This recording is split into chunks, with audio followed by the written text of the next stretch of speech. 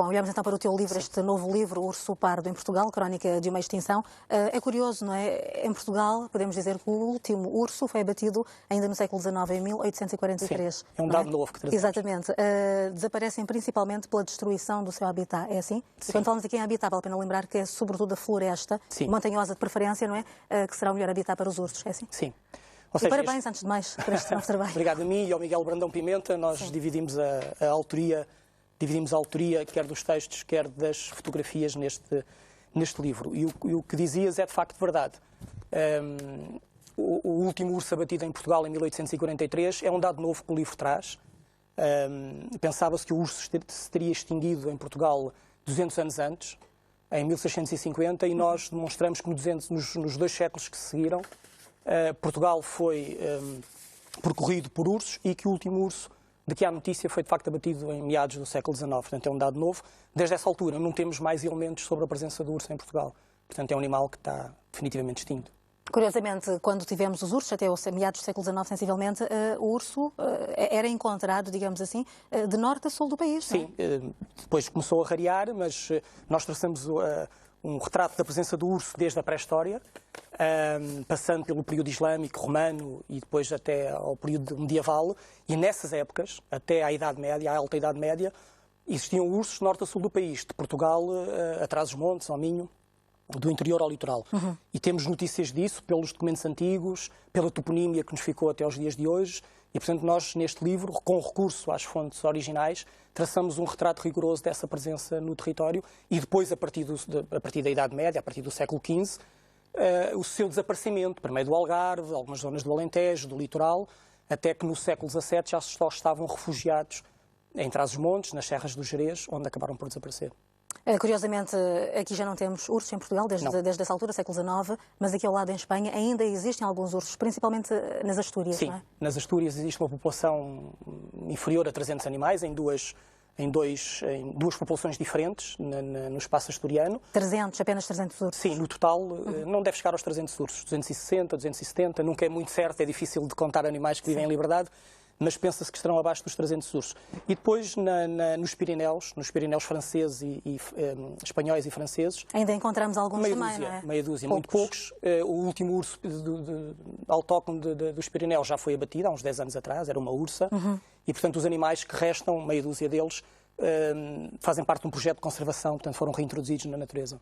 Paulo, este livro sei que demorou 3 anos, não é? Até ficar todo ele pronto, apesar de ter sido pensado muito antes disso, mas depois avançado em 3 anos, tu e o Miguel Brandão Pimenta concluíram este livro. Qual é que foi a grande surpresa? O que é que foi mais surpreendente?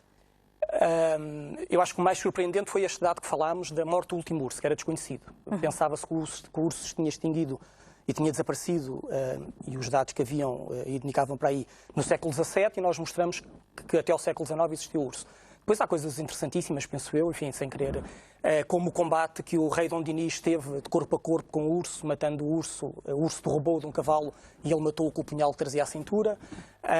O rei Dom Dinis, que depois mais tarde lhe oferecem um urso vivo, e ele cria uma espécie de zoo, é o professor dos jardins zoológicos, é um pequeno zoológico que o rei Dom Dinis cria no Paço Real de Frielas com um urso vivo, e mais tarde esta questão é evocada no seu próprio túmulo com uma escultura que simboliza o rei a ser atacado por um urso. Mas temos aqui outros dados que acho que vão surpreender toda a gente. A própria realidade que temos hoje, com os vários incêndios, esta destruição constante da nossa floresta, tudo isto nunca poderia de forma alguma também proporcionar, não é? Que estes animais resistissem. Não, nós neste livro, para além de termos analisado a presença histórica do urso, também tentámos perceber porque é que o urso desapareceu. E, portanto, e qual é a resposta a essa pergunta, Paulo? É porque ao longo dos séculos, de facto, o coberto vegetal autóctone, as florestas de carvalho, foram desaparecendo. O fogo, especialmente, a agricultura, as atividades industriais deram cabo da floresta. Portanto, o tema da floresta que hoje nos parece tão atual já tem, eu diria, 300 anos, não é? Exato. E, portanto, foi isso que ditou a extinção deste, que é o grande predador das florestas europeias. Continuas a dar grande atenção às questões ecológicas na tua obra, agora com a componente histórica também, não é? Sim. Sim, este é o meu 20º álbum e é o primeiro que eu faço sobre um animal que se extinguiu. Todos os outros são sobre o mundo rural português ou o mundo natural português, os linces, os lobos, as águias, animais que vivem entre nós, que estão ameaçados, que estão em perigo, mas que ainda temos entre nós. O urso é a primeira incursão pela pré-história, pela história do ponto de vista mais científico do termo, se quisermos. Existem outras curiosidades, digamos assim, que é possível revelar, além deste dado que é incrível, não é? Em 1843 é morto, de facto, o último urso em Portugal. Sim, acho que há um dado que é muito interessante e que é muito curioso. Acho que, acima de tudo, é curioso. As cartas, nós fomos aos documentos originais, como eu dizia, nós não citamos autores que citam autores. Foram às fontes? Fomos às fontes. E nas fontes, nos documentos de foral, há várias cartas de foral que estabelecem que, naquele território, quando um urso é morto, quem o matava tinha que dar de cobro ao senhor feudal uma mão ou duas mãos do urso. E quando era do javali tinha que se dar o lombo, quando era do veado tinha que se dar... Enfim, era o cobro, não é? Uhum. E nós nunca tínhamos percebido, porque isso não estava na literatura, nós nunca tínhamos percebido porque é que o cobro do urso era as mãos. E percebemos neste livro, é as mãos porque a carne do urso era consumida, é fruto, era um complemento, digamos assim, da dieta das pessoas. Quando o animal era morto, era consumido. Mas nem toda a gente gostava da carne do urso. Já as mãos, todos são unânimes em dizer que era um pitel dos príncipes. Portanto, era a parte nobre. O senhor feudal, quando o urso no seu território era morto, recebia as mãos, porque era a parte nobre do urso, como do javali recebia o lombo, que era a melhor parte do javali. Exatamente. E esse é outro dado curioso. Outra descoberta, não é? Sim. Muito bem. Paula, não resisto, tu escreveste também a Ibéria Selvagem. Eu pergunto-te se está ou não a prazo esse futuro, digamos assim, dos animais ibéricos. Sim, é muito preocupante. Em Portugal, então, com os fogos deste verão e deste outono, a situação torna-se ainda mais grave, não é? Uhum. Apesar dos fogos terem atacado essencialmente eucaliptais e pinhais, zonas de monocultura, que não são muito ricas do ponto de vista da biodiversidade, mas a verdade é que os incêndios depois entraram pelas áreas protegidas, pela Serra da Estrela, pelo Gerês, por zonas de grande biodiversidade, de redutos de biodiversidade em Portugal. E, portanto, a situação é muito preocupante. O lince, como sabemos, basicamente extinguiu-se. Estamos num processo de reintrodução no Alentejo. O lobo estava em expansão no norte do país. Neste momento não sabemos qual é a situação da população de lobo por causa dos incêndios. Portanto, temos aqui algumas preocupações. Enfim, vamos ver o que é que... Porquê a escolha desta temática, o urso pardo em Portugal? Porque nunca ninguém tratou este tema do urso.